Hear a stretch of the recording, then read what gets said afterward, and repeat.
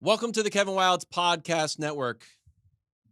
You would think I would be happy. The snow is melting, spring is around the corner, but instead, I saw an email that made my blood boil. As a society, please stop eroding the term GOAT. It needs to mean something. And I know sometimes the conversation around who's the GOAT can get a little passionate. Jordan versus LeBron. Throw a little Kareem in there to be interesting. Babe Ruth and Willie Mays and Ohtani and Barry Bonds. How do you figure out who's the GOAT? You can go after it. Tiger Woods and Tom Brady. The GOATs conversation, the Mount Rushmore conversation, they're fun to have and they can be passionate. But they're treated, even when they get super passionate and a little bit even mean-spirited, they're treated with a responsibility and a sanctity that because of the passion, it matters. We're not just throwing it around. And I'm an understanding guy. Okay? Gianna wants us to get younger as a show. I'm maxing on fair maxing. Is that right? I'm fair maxing. When Brandon Miller said, Paul George is my GOAT, the whole world erupted. Not old KW. Old KW said, I get it. He's your favorite. There's plenty of things that I like that is my favorite that I view as my GOAT. But I don't really throw it around, but I understand. I understand GOAT, the clothing brand. Every one of my socks for my kids, GOAT. Sweatshirts, GOAT. Sweatpants, GOATs. Everything's the GOAT now for everybody. I get it. And I'm fine with it. Because it's been largely treated responsibly.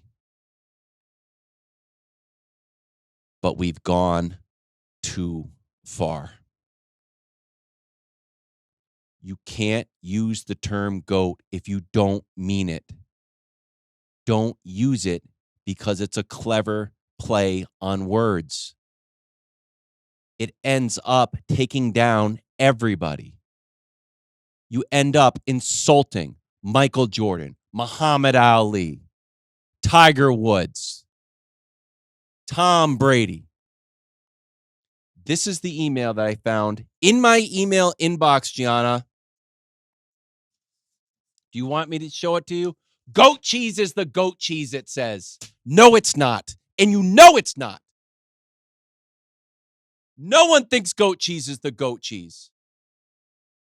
It is a clever play on words. And when you typed it, I can't even believe that your fingers would allow you to type it. As soon as you hit caps lock on GOAT, you didn't believe it. No one believes it. It's been there for the taking. It's not clever. You don't think a sports fan has ever been to a farm and seen a handsome goat that just looked bigger and more strong than the other ones, headbutting them? Of course. And every sports fan could point out at the alpha goat and say, and hit their buddy, say, that's the GOAT. Have a few guffaws, but you know what? They don't do it. Why? Because it's irresponsible. Because if you love sport, if you love icons, if you care about the order of the world, you don't throw around the term GOAT. Goat cheese is not the goat cheese, and you know it's not. But let's play it out, because I'm an understanding guy. You want to be the goat cheese? Okay. You think you're built for it? Sure. Let's run the NFL Combine on the goat cheese, okay?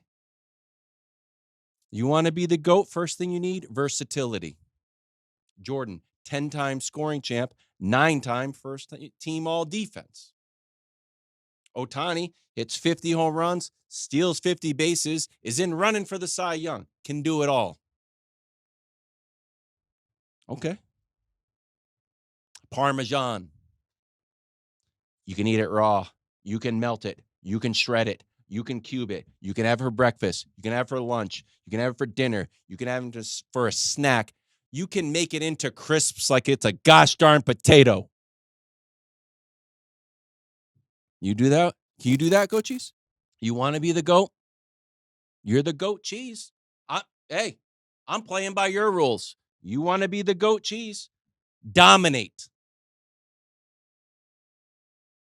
Dominate the other cheeses head to head. Tom Brady won 7 Super Bowls. That's one way to judge. Here's another way to judge. He won the AFC East 17 times. He went 33-3 against the Bills. He went 30-7 against the Jets, head to head. Goat cheese in a tournament. You draw Gorgonzola. How do you feel? Good about your chances? I don't. You got Gruyere head to head. Problems. Immediately. Problems. Eggs? You're out. Ricotta. Maybe, but maybe not. And no one thinks ricotta is the GOAT. The biggest ricotta fans. George Ricotta is like, I made a good cheese, but he's not walking around saying it should be on the Mount Rushmore of cheeses. You want to be the GOAT? Let me see the hardware. Brady, 7 Super Bowl. Tigers, 15 majors. What are you doing? You moving merch? I don't think so. Cheese market size and share. I think we're just talking about cash money. Mozzarella. $29 billion last year. Get out of town. Cheddar. 16.8 billion. Where are you at? This has to be a misprint or something.